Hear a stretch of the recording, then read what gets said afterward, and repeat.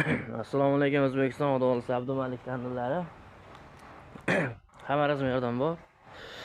Odam bor, ichkarida ham bor. Bir 50-60 ta tandirimiz bor. No'y tandirlarimiz bor. Uy tandirlar bor. Yoziq tandirlar ham, xudo xolisa. Hozir qib bo'lmaydi. Sovuq hozir. Muzlagan tandir yaxshi chiqmaydi.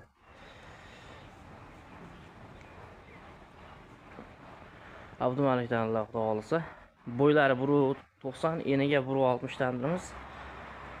Chaqaliga ketyapti, xudo xolisa. Patriga o'sha 1 kilo, 2 kilo, 3 kilo patrlar yopishadi. O'sha katta patriga ketyapti bu tandirimiz. Cho'tkilar simlab, skotchlab olingan. Endi katta tandir bo'yiga 1.90 bo'lgandan keyin eniga 1.60 bo'lgandan keyin juda katta tandir. Buni yod qilish ham bor, shuning uchun simlab netib skotchlab olinadi. Ehtiyotni qilib olinadi.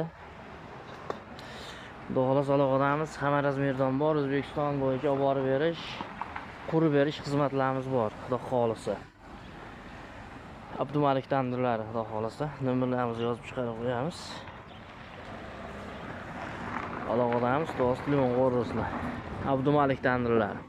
2025-24-noyabrda xudo xolisa tuman qalin tushgan, sal tumanimiz tarqab olganda keyin yo'lga chiqamiz, xudo xolisa.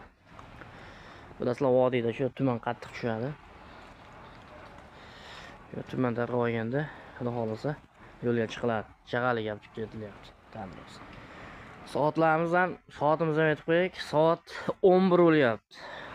Lekin tuman tarqagan yo'q. O'sha biror soatcha sal tarqab qo'yganda olib chiqib ketiladi.